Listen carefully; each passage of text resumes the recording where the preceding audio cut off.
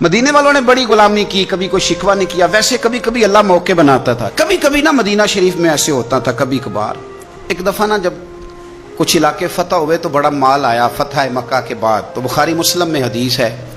اسلام کے اندر یہ ہوتا ہے کہ جو نیا کلمہ پڑھتا تھا اسے مال غنیمت میں سے زیادہ حصہ دیا جاتا تھا. اس کو کہتے ہیں مؤلفۃ القلوب، تالیف قلب کے لیے. تو چونکہ یہ قانون تھا تو نبی پاک صلی اللہ علیہ وسلم نے نا مکے والوں کو ذرا مال تھوڑا زیادہ دیا. مدینے میں سے ایک آدھ نوجوان نے کہا کہ حضور نا آپ اپنے رشتہ داروں کی طرف توجہ زیادہ کرنے لگے. یہ بھی محبت کی جنگ ہوتی ہے نا، قربان جائیں. حضور سید عالم علیہ السلام تک بات پہنچی اور اسی طرح پہنچی کہ ایک آدھ نوجوان نے بات کی ہے. نبی پاک علیہ السلام نے ترکی خیمہ لگوایا. فرمایا مکے والا کوئی نہ آئے بھائی، صرف مدینے والے آئیں. سارے حضور کے سامنے بیٹھ گئے. ذرا منظر دیکھنا، حضرت ابو ایوب انصاری رضی اللہ تعالیٰ عنہ سے لے کر سارے انصار. حضور نے فرمایا بھی میں نے سنا ہے تم میں سے کچھ نے کہا ہے کہ حضور اپنے رشتہ داروں کو زیادہ دینے لگے. رو پڑے مدینے والے، یا رسول اللہ وہ تو ایک نوجوان نے غلطی. فرمایا نہیں تم کہہ سکتے ہو کہ یا رسول اللہ صلی اللہ علیہ وسلم مکے والوں نے تو آپ کو تکلیف دی تھی، ہم نے آپ کو ٹھہرایا تھا. تم کہہ سکتے ہو چونکہ تم نے ٹھہرایا تھا. مدینے والے رونے لگے کہ یا رسول اللہ ہم کون ہوتے ہیں ٹھہرانے والے، وہ تو آپ آئے اللہ نے مدینے کو شانیں عطا کر دی. میرے محبوب نے فرمایا تم کہو نا کہ یا رسول اللہ مکے والے تو بدر میں تلواریں لے کے آ گئے تھے، ہم تھے جنہوں نے سینے پیش کیے تھے. وہ رو رہے ہیں، نہیں حضور ایسا تو نہیں ہے، وہ تو آپ نے مہربانی کی تو بدر میں ہم میں سے کچھ شہید ہو گئے، کچھ غازی بن گئے کی برکت سے. حضور نے فرمایا تم کہو کہ احد کے میدان میں انہوں نے پتھر مارے تھے، ہم نے سینہ پیش کیا تھا. حضور بھی رونے لگے، مدینے والے بھی رونے لگے. نبی کریم نے فرمایا تم کہو کہ جانے ہم نے قربان کی، تم کہو کہ حضور قربانیاں ہم نے دی. کہہ سکتے ہو تم نے دی ہیں، ہمارا حق بنتا ہے، کہو.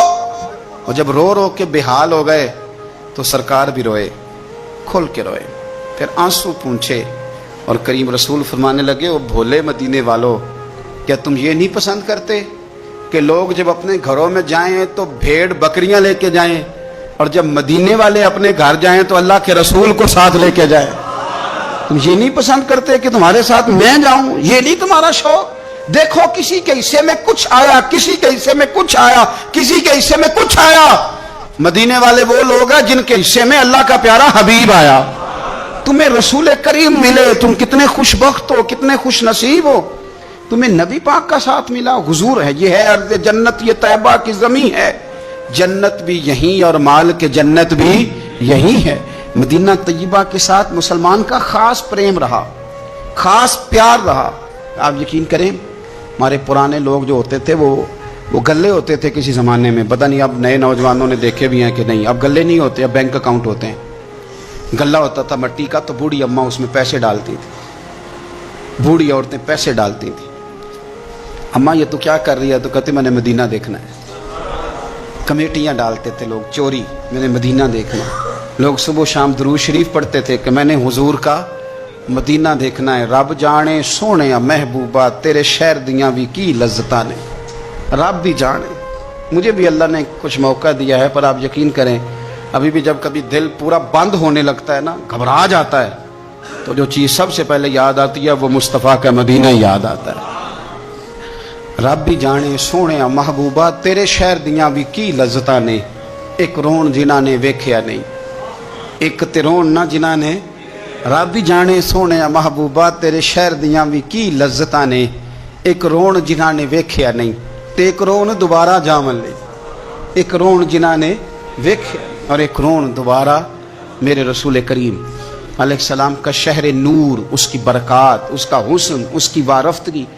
نبی پاک صلی اللہ علیہ وسلم مکہ فتح ہوا تو سیرت نگار کہتے ہیں کہ بعض اہل مدینہ کے دلوں میں خیال آیا کہ شاید حضور کو پیار بڑھا نا مکے سے، شاید اب نبی پاک مکے میں رہنا چاہیں گے. تو کچھ نے کہہ بھی دیا کہ یا رسول اللہ اگر آپ وہاں رہنا چاہیں تو ہماری طرف سے پابندی کوئی نہیں. تو اللہ کے محبوب کی آنکھوں میں آنسو آئے. فرمایا مجھے مکے سے بڑا پیار ہے، بڑا پیار ہے. اس کی وجہ یہ ہے کہ میری ماں کی یادیں مکے میں، میرے والد کی محبتیں مکے میں. فرمایا بڑا پیار ہے مجھے مکے سے، میں یہاں ختیجہ کو بیاہ کے لایا تھا، جہاں میری بیٹیاں پیدا ہوئیں. यहाँ मैंने बड़ा कुछ देखा, मुझे बड़ा प्यार है। وہ اور جب ہوتا میدان بھی میں جانے لگے تو امام جو اپنا علاقہ ہوتا ہے نا، اپنا دیش، کی نشانی ہے۔ کسی شاعر نے کہا تھا دیش سے آنے والے بتا حضرت قاسم بن یاران گلستان کیسے ہیں، پیار ہوتا ہے اپنے علاقے سے۔ حضور نے فرمایا مجھے مکہ بڑا ہی پیارا ہے، بڑی محبت ہے، لیکن مدینے والوں اب فیصلہ کر لیا جینا بھی تمہارے ساتھ ہی، اور دنیا سے جانا ہے تو قبر بھی مدینے میں ہی بنے گی۔ اور حضور فرمانے لگے جب قیامت میں اٹھوں گا تو قبر بھی مدینے سے ہی کھلے گی۔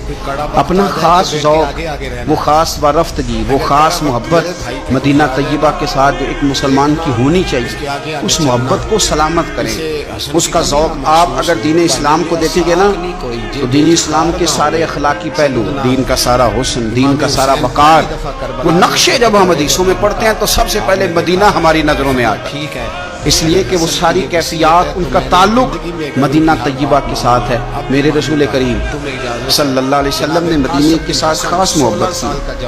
حضور فرماتے ہیں کہ جس طرح سانپ جب اس پر حملہ ہو تو وہ چاروں جانب سے اسے گھیر لیا جائے تو وہ اپنی بل میں گھس جاتا ہے نا، فرمایا اسی طرح ایمان جب چاروں جانب سے گھبرا جائے گا نا قیامت کے قریب تو فرمایا سمٹ کے میرے مدینے میں داخل ہو جائے گا، مدینے میں ایمان رہے گا۔ حضور نے فرمایا دجال مدینے میں داخل نہیں ہوگا، طاعون کی وبا مدینے میں داخل نہیں ہوگی۔ مدینہ طیبہ کہ چاروں جانب اللہ نے فرشتے بٹھا دیے ہیں، 70 ہزار فرشتوں کے پہرے لگا دیے۔ مدینے کی حفاظت پر فرشتے مامور ہیں۔ میرا تو ایمان ہے، ٹھیک ہے اس گورنمنٹ نے کہا ہے کہ مدینہ میں بھی کرونا کے کیس آئے ہیں، پر میرا دل نہیں مانتا۔ میں آپ کو صحیح کہتا ہوں، مسجد میں بیٹھا ہوں میری طبیعت نہیں مانتی، اس لیے کہ مدینہ تو نام ہی شفا والی جگہ کا ہے، میری طبیعت نہیں مانتی، میرا ذوق نہیں مانتا، اس لیے کہ جس مدینے میں طاعون کی وبا نہیں آئی، نہ آ سکتی ہے، وہاں کوئی اور مرض بھی اس طرح آ سکتا۔ مدینہ تو شفا کی جگہ ہے، مدینہ تو کرم کی جگہ ہے، وہ تو عطا کی جگہ ہے۔ مدینہ طیبہ کے ساتھ اور مدینہ طیبہ کے لحاظ سے، مکہ کے لحاظ سے